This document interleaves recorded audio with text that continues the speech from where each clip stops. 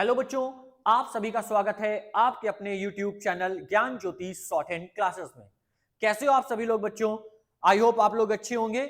आज हम बात करने वाले हैं यूपीएसआई कॉन्फिडेंशियल स्टेनो की वैकेंसी के बारे में, जो उसका नया नोटिफिकेशन आया है। कैसे होंगी गलतियां काउंट, कितनी मिस्टेक माफ होंगी, इन सब को बारीकी से देखते हैं बेटा। ध्यान से देखना वीडियो, बिल्कुल भी स्किप मत करना, क्योंकि पूरा फॉर्मेट आपके सामने है। ठीक है, कहां पे कैसे गलतियां काउंट होनी है, किन मिस्टेक को इग्नोर किया जाएगा, हर एक चीज के बारे में हम लोग देखेंगे यहां पर। ठीक है, तो सबसे पहले ये जो आपकी प्रक्रिया चल रही है उसमें क्या क्या आने वाला है, देखो यहां पे। आशुलिपि की प्रक्रिया, परीक्षा की प्रक्रिया निम्नलिखित प्रकार है। ठीक है, अब देखो जरा, सबसे पहले क्या कह रहा, हिंदी आशुलिपि।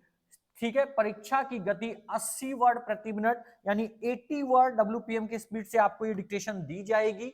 ठीक है, 5 मिनट की डिक्टेशन होगी, यानी कि 400 वर्ड्स की डिक्टेशन होगी ये। ठीक है, देखो लिखा है 400 शब्दों की डिक्टेशन होगी।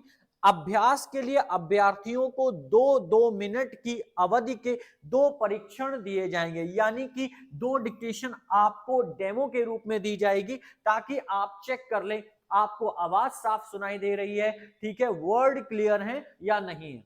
इसके बाद फिर क्या होगा, परीक्षा के लिए 5 मिनट का डिक्टेशन दिया जाएगा।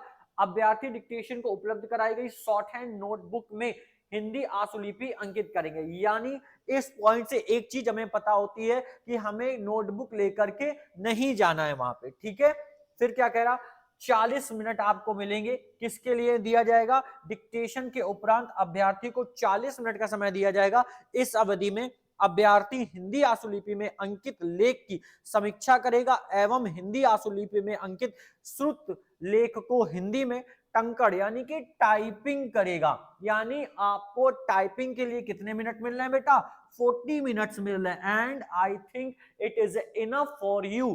ठीक है, ये आपके लिए बहुत ही पर्याप्त समय है। आप इसमें टाइपिंग करके मैच भी कर सकते हैं आसानी से। तो आप क्या करना, 5 मिनट लेना, ताकि आप रीडिंग कर लो अच्छी तरह से, उसके बाद टाइपिंग करना। तो जो टफ वर्ड होंगे उसे आप कॉपी में पहले ही नोट कर लेना। ठीक है, हिंदी टंकड़ यूनिकोड इंस्क्रिप्ट कीबोर्ड की आधारित होगा, यानी कि आपको इंस्क्रिप्ट में टाइपिंग करनी है। ठीक है, त्रुटिदेव नहीं आए इसमें है, ध्यान रखना। और देखो पूरी क्या क्या ले जाना है, पेपर देते समय किन किन बातों का ध्यान रखना है, एक पीछे वीडियो पड़ा है वहां पर जाके देख लेना। ठीक है, बाकी इस पॉइंट को हम पूरी तरीके से समझते हैं। ठीक है, परीक्षा समाप्त होने के उपरांत अभ्यर्थी शॉर्ट हैंड नोटबुक में अपना नाम, रोल नंबर लिख कर उसे जमा करेंगे। देखो ध्यान दो क्या क्या करना है बेटा, पहले तो आपको नाम लिखना है, फिर रोल नंबर भी उसमें लिखना है। ठीक है, इसके बाद हस्ताक्षर भी करने हैं आपको। 3 चीजें ध्यान रखनी है, नाम, ठीक है, रोल नंबर और इसके बाद साइन, ये आपको ध्यान रखना है। शॉर्ट हैंड नोटबुक में हिंदी आशुलिपि में अंकित लेख की जांच की जाएगी, किंतु उसे मूल्यांकन की प्रक्रिया में सम्मिलित नहीं किया जाएगा, यानी आपको इसके नंबर नहीं मिलने हैं। ठीक है, फिर उक्त परीक्षा में ट्रांसक्रिप्शन किए गए शब्दों में 15% की त्रुटि जो होगी वो अनुमन्य होगी। 15% से अधिक त्रुटि होने पर अभ्यर्थी असफल माने जाएंगे। कितने, 15%। मतलब इसका अर्थ क्या निकला है, कितनी मिस्टेक माफ होगी, अगर 400 की डिक्टेशन बोली गई है तो बच्चों आपको कितनी मिस्टेक माफ होगी, 15 चौको 60, 60 वर्ड्स, यानी 60 वर्ड्स अगर आप गलत करते हैं तो आपको रिलैक्सेशन यहां पर मिल रहा है। लेकिन अगर इसके ऊपर करेंगे तो फिर आपको समस्या होगी, आप क्या होगे, पूरी तरीके से पेपर से बाहर कर दिए जाओगे। ठीक है, नेक्स्ट, परीक्षा का आयोजन बोर्ड द्वारा निर्धारित समय पर किया जाएगा केंद्रों पे, ये तो कोई पॉइंट नहीं, ये आपको एडमिट कार्ड में समझ में आ जाएगा। फिर शॉर्ट हैंड नोटबुक प्रदान की जाएगी। देखो ये मैंने अभी पहले बताया, हिंदी स्टेनो का जो होगा वो केंद्र स्थान या बोर्ड पर आपको एजेंसी द्वारा शॉर्ट हैंड की किताब कॉपी मिल जाएगी, इसलिए आपको ले जाने की जरूरत नहीं है। ठीक है, के उपरांत ट्रांसक्रिप्शन के लिए परीक्षा केंद्र पर एजेंसी द्वारा कंप्यूटर प्रदान किया जाएगा, यानी कंप्यूटर भी आपको लेकर नहीं जाना है। अभ्यर्थी स्वयं का कीबोर्ड लाने की अनुमति नहीं होगी, यानी आपको कीबोर्ड भी लेकर के नहीं जाना है। कुछ एग्जाम होते हैं जहां पर आपको कीबोर्ड के लिए अलाउ करते हैं, लेकिन यहां पर आपको अलाउ नहीं है। ठीक है, किसी भी अभ्यर्थी को आशुलिपि श्रुतलेख के उपरांत किसी टंकण यानी ट्रांसक्रिप्शन परीक्षा में कोई छूट अनुमान्य नहीं होगी। ठीक है, चलो आगे देखते हैं आगे क्या कह रहे हैं। नेक्स्ट भाई जो है वो यहाँ पे है, इसको पहले मैं रफ करना पड़ेगा जो भी हमने लिखा है, क्योंकि ये बहुत सारा यहाँ पे आ जाएगा। तो चलो इसको रफ कर देते हैं। देखो इसके बाद क्या कह रहा है, नीचे के पॉइंट भी इंपॉर्टेंट है, ये मैंने आपको बता दिया है, उसके बाद वाले पॉइंट को भी समझ लेते हैं। क्या कह रहा है, पूर्ण गलतियां। हाँ, ये आपके लिए बहुत ज्यादा जरूरी है कि आपको ये पता होना चाहिए कि गलतियां कौन सी फुल काउंट की जाएंगी और कौन सी हाफ काउंट की जाएगी, क्योंकि बहुत सारी परीक्षा जो होती है वो ऐसी होती है जहां पर अलग अलग तरीके से गलतियां काउंट की जाती हैं। तो देखो पहला क्या कह रहा, प्रत्येक शब्द, कोई भी शब्द हो जैसे राम, अंक, दो, ऐसा अंक का लोप यदि समूह लोप किया जाता है तो लोप किए गए शब्दों की वास्तविक संख्या के बराबर गलतियां गिनी जाएंगी। जितने वर्ड्स आप छोड़ेंगे उन्हें पूरा काउंट किया जाएगा। गलत शब्द या अंक का प्रत्येक प्रतिस्थापन, कहने का मतलब राम की जगह आपने लिख दिया रोम और दो की जगह लिख दिया चार।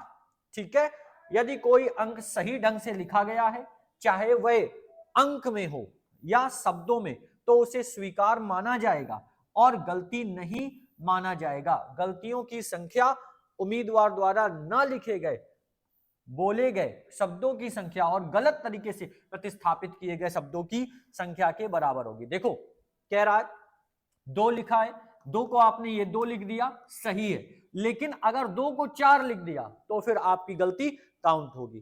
किसी भी ऐसे शब्द, अंक या प्रतीक का जोड़ना जो निर्देशित अंश में मौजूद नहीं है। पहली चीज, अगर कोई वर्ड नहीं बोला गया है, आप जबरदस्ती यहां पर ऐड कर रहे हैं उसे। ठीक है, दूसरा, शब्द की पुनरावृत्ति के लिए, उदाहरण के लिए मैं आभारी रहूंगा, आभारी रहूंगा, दो बार लिखा है तो भी एक मिस्टेक काउंट की जाएगी। प्रत्येक शब्द अपूर्ण, अगर शब्द आधा लिख के छोड़ दिया एक मिस्टेक काउंट की जाएगी। अनुच्छेद के सभी बचे हुए, ठीक है, अंटकित शब्द पूरे एक काउंट किए जाएंगे।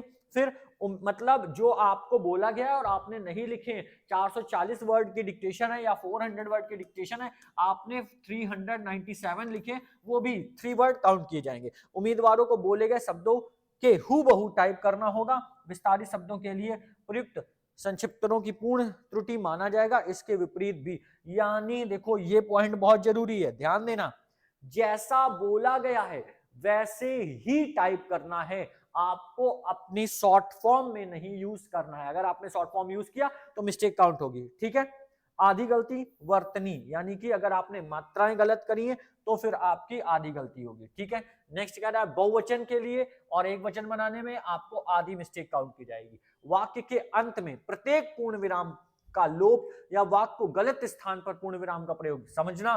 देखो ये मिस्टेक बच्चों बहुत लोग करते हैं। ठीक है, पूरी तरीके से ध्यान देना। क्या, मैं जाता हूं, यहां पे पूर्ण विराम लगना था, आगे लिखा है मैं राम हूं, तुमने क्या किया, यहां पे फुल स्टॉप नहीं लगाया, यहां लगना था, यहां नहीं लगाया और यहां पे लगा दिया, तो ये तो सही हो गया पर ये मिस्टेक काउंट की जाएगी। अब सपोज दैट सही डिक्टेशन में यहां पर पूर्ण विराम नहीं था, यहां पे पूर्ण विराम था, यहां पे पूर्ण विराम नहीं था, मतलब जो सही डिक्टेशन थी उसमें यहां पे पूर्ण विराम नहीं है और यहां था, तो आपने क्या किया, यहां नहीं लगाया, यहां लगा दिया, मतलब हाफ हाफ एंड वन कितनी हो गई, हाफ एंड हाफ, यानी एक मिस्टेक हो गई। इसलिए जब पूर्ण विराम लगाना तो बिल्कुल सही लगाना, अगर नहीं आ रहा तो छोड़ देना, लेकिन ये मत करना कि गलत भी लगा दिया सही भी लगा दिया, तो ये गलतियां मत करना। ठीक है,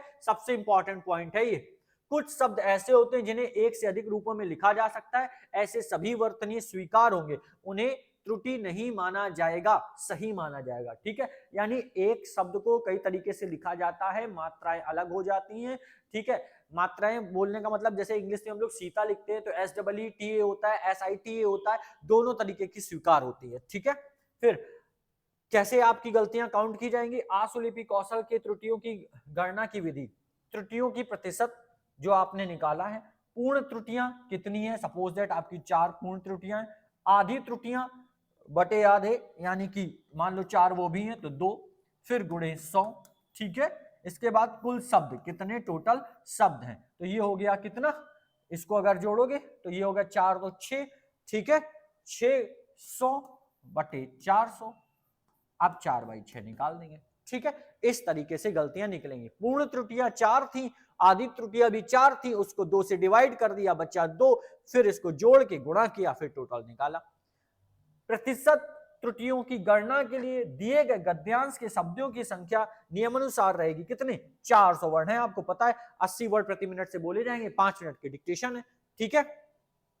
अब प्रतिशत को 2 दशमलव स्थानों पर, ठीक है, पूर्णांकित किया जाएगा। उदाहरण के लिए मतलब आपने 5.009 मिस्टेक करी को क्या माना जाएगा, 5.01, और अगर आपने 5.01 करी है तो फिर इसे 5 ही माना जाएगा, एक्स्ट्रा नहीं माना जाएगा।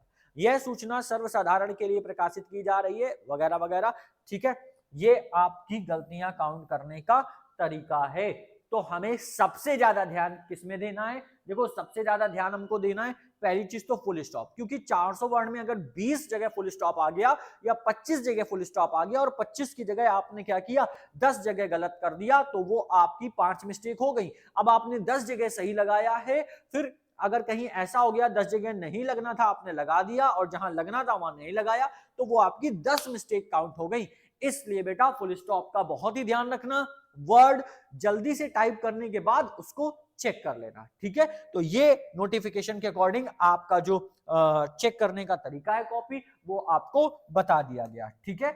और जो बच्चे बेसिक क्लास ज्वाइन करना चाहते हैं उनका ऑफलाइन बैच 8:30 से 10:30, 9:30 से 11:30 ये बैच स्टार्ट हो चुका है। 4 से 6, 5 से 7 शाम को ये इवनिंग के बैच है बेटा, ये मॉर्निंग के बैच है। Dictation batch, special dictation batch जो है वो आपका 10:30 से है, सुबह 10:30 से 12:30, ठीक, ये आपके बैचेस हैं। अगर आपको ऑफलाइन बैच ज्वाइन करना है तो नीचे दिए हुए नंबर पे कॉल कर सकते हैं या डायरेक्ट विजिट कर सकते हैं वी मार्ट कररही रोड, ठीक है, कानपुर, आप डायरेक्ट विजिट कर सकते हैं। अब मैं ये नहीं बताऊंगा आपको, ना ही मैं ये कहूंगा कि मेरे बैचेस में कितने बच्चे सिलेक्ट होते हैं, वो अगर आपको देखना है तो आप हमारा यूट्यूब चैनल पे देख सकते हैं या डायरेक्ट हमारी वेबसाइट में विजिट कर सकते हैं जो कि www.gjsc.com, ये हमारी वेबसाइट है, वहां जाकर आप चेक करिए, ठीक है। वहां पे आपको सारी नोटिफिकेशन सारी चीजें मिल जाएंगी। और इसके अलावा जो बच्चे ऑनलाइन बैच ज्वाइन करना चाहते हैं वो नीचे नंबर पे कॉल करें, उनके लिए direct live batch, recording batch, सारी सुविधाएं उपलब्ध हैं, ठीक है। अगर आपको ज्यादा जानकारी चाहिए तो आप विजिट भी कर सकते हैं। ओके बच्चों, मिलते हैं नेक्स्ट वीडियो में, तब तक मेरे सभी प्यारे बच्चों के लिए सिर्फ एक ही चीज, जय हिंद बच्चों।